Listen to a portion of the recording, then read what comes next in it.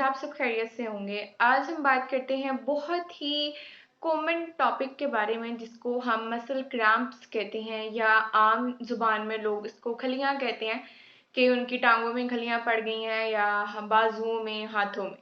तो ये होती क्या है?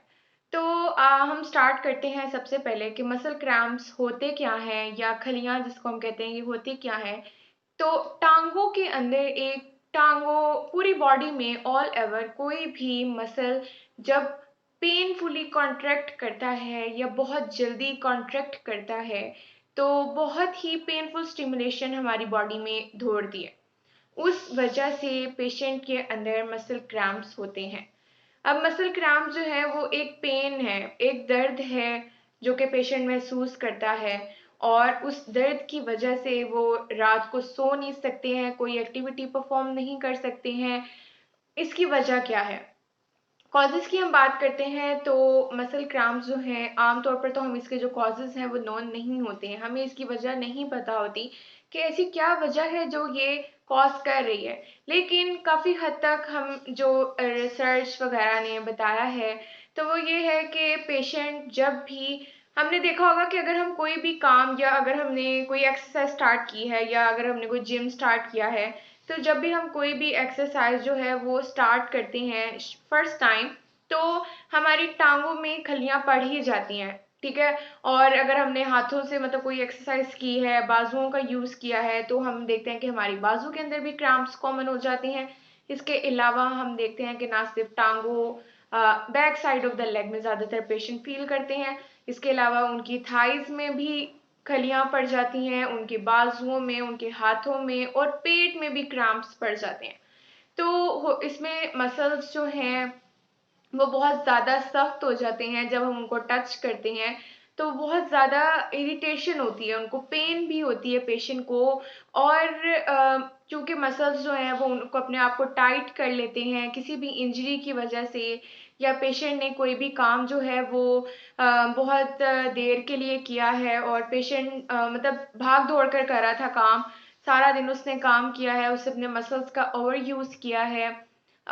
वो सारा दिन उसने अगर कोई एथलीट है तो उसने अपने सारा दिन जो है वो रनिंग की है, कोई मैराथन रनर है तो सारा दिन वो भागता रहा है जिसकी वजह से उसकी टांगों में खलियां पड़ गई हैं। तो इसके अलावा हम देखते हैं कि बहुत सारे ऐसे लोग हैं जिनके अंदर अगर हम देखें तो डिहाइड्रेशन हुई होती है, मीन्स उनके अंदर जो पानी का कंटेंट होता है, पानी की जो मिकदार होती है वो बहुत कम हो जाती है। उस पानी के मिकदार के कम होने की वजह से भी पेशेंट को इन क्रैम्प्स का सामना करना पड़ता है। पेशेंट ज़्यादातर हम देखते हैं कि अक्सर बच्चे जो हैं वो रात के टाइम बहुत रो रहे होते हैं कि उनकी टांगों में बहुत ज़्यादा दर्द है। तो इन टांगों में दर्द की यही वजह है कि बच्चों ने सारा दिन भाग दौड़ की, ठीक है, सारा दिन कभी वो इधर भाग रहे थे कभी वो उधर भाग रहे थे, उन्होंने अपने मसल्स का बहुत ज़्यादा ओवर यूज़ कर लिया है। और इसके अलावा वो लोग जिनकी जो एज है वो 65 से अबव होती है उनके अंदर भी क्रैम्प्स कॉमन होते हैं। होता क्या है कि इन लोगों के अंदर जो है वो डिहाइड्रेशन होती है, वो लोग पानी बहुत कम पीते हैं। इसके अलावा हम देखते हैं कि इनके अंदर मिनरल का कंटेंट भी कम होता है। वो लोग जिनके अंदर मिनरल का जो कंटेंट है, मिनरल जो मिकदार है मिनरल की वो कम है, उनके अंदर भी क्रैम्प्स जो है वो हमें देखने को मिलते हैं। उनके अंदर पोटाशियम कम है, उनके अंदर कैल्शियम कम है, कैल्शियम कम होने की वजह से तो हड्डियों में भी दर्द होती है, उन हड्डियों में दर्द की वजह से उनको मसल पेन का भी सामना करना पड़ता है। अब हम देखते हैं कि जो प्रेग्नेंट वुमेन्स होती हैं उनके अंदर कैल्शियम और मैग्नीशियम का जो कंटेंट होता है वो कम होता है, इस वजह से प्रेग्नेंट जो वुमेन्स होती हैं उनके अंदर भी हमें क्रैम्प्स देखने को मिलते हैं। और बहुत सारे ऐसे लोग हैं जो अक्सर जब आते हैं डॉक्टर के पास मतलब इसके ट्रीटमेंट के लिए तो बताती हैं कि उन्होंने जस्ट ठंडे पानी में अपने आप को एक्सपोज किया था, उस कोल्ड टेम्परेचर में अपने आप को एक्सपोज किया था, वो ठंडे पानी में नहाए थे तो उस वजह से उनको टांगों में बहुत ज़्यादा दर्द है और उनको ऐसा लगता है कि उनकी टांगों में, बाजुओं में कोई सख्त सी चीज़ है। तो वो देखते हैं कि हम फिर कोल्ड टेम्परेचर में भी एक्सपोज होने की वजह से भी पेशेंट को इन क्रैम्प्स का सामना करना पड़ता है। इसके अलावा हम देखते हैं कि डिहाइड्रेशन या वो लोग जो कि कुछ मेडिसिन ले रहे होते हैं लाइक बर्थ को कंट्रोल करने के लिए डायूरेटिक्स या स्टेरॉइड्स के भी, अक्सर लोग जो जिम में जाने वाले लोग होते हैं वो अक्सर स्टेरॉइड्स के इंजेक्शन लेते हैं तो उन लोगों के अंदर भी क्रैम्प्स जो है वो कॉमन होते हैं। अब हम बात करते हैं कि इसके सिम्टम्स क्या हैं, हम इसको कैसे डायग्नोज कर सकते हैं, हम कैसे पेशेंट अपने आप को बताएगा कि उसको क्या फील होता है। तो सिम्टम्स में हम बात करते हैं तो पेशेंट बताता है कि एक तो उसको रात में टांगों में बहुत ज़्यादा दर्द होती है और थोड़ी ही देर बाद पेशेंट उसकी जो दर्द है वो चली जाती है। और इसके अलावा जब वो हाथ लगाता है तो उसको बहुत ज़्यादा पेन फील होती है, वो कोई काम नहीं कर सकता। और इसके अलावा उसको अपनी जो स्किन है, अपने जो मसल हैं वो बहुत ज़्यादा सख्त लगते हैं। तो यही कुछ सिम्टम्स हैं जो पेशेंट फील करता है और बताता है डॉक्टर को कि मुझे ये मसला होता है। उसके बाद डॉक्टर क्या ट्रीटमेंट प्लान देते हैं, तो सबसे पहले जो हम पेशेंट को ट्रीटमेंट देते हैं वो हॉट या कोल्ड थेरेपी होती है। बहुत सारे ऐसे लोग हैं जो बजाय डॉक्टर के पास जाने के तो पेन किलर ले लेते हैं ताकि पेन खत्म हो जाए। और उस पेन किलर से वो होता क्या है कि वो कहते हैं कि हाँ वो ठीक हो गए हैं, उनकी जो खलियां हैं, ये जो क्रैम्प्स हैं वो खत्म हो गए हैं। लेकिन कुछ लोग होते हैं जो कि हॉट या कोल्ड थेरेपीज देते हैं। थेरेपी में आ जाती है लाइक टकोर।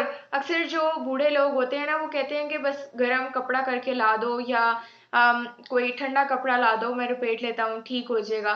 तो हॉट या कोल्ड जो क्लॉथिंग होती है वो हमारे पास इसको ठीक करती है। कुछ हीटिंग पैड्स होती हैं जो कि इन क्रैम्प्स को ठीक कर देते हैं। इसके अलावा पेशेंट को हम रिकमेंड करते हैं बर्फ। बर्फ जो है अगर किसी पेन वाली जगह पर हम उसको प्लेस करें या रब करें तो पेशेंट की जो पेन है वो खत्म हो जाती है। इसके अलावा हम जो फिजिकल थेरेपी के मीन में अगर हम आए तो हमारे पास स्ट्रेचिंग आ जाती है। अगर हम एक रबड़ को स्ट्रेच करते हैं तो वो अपनी जो उसकी जो एक तो रबड़ है ना, अगर हमने नया नया लिया है वो बहुत सख्त होता है, लेकिन अगर हम उसको स्ट्रेच करते हैं, उसको खींचते हैं तो वो अपनी जो स्ट्रेंथ है वो लूज कर देता है और बहुत नरम हो जाता है।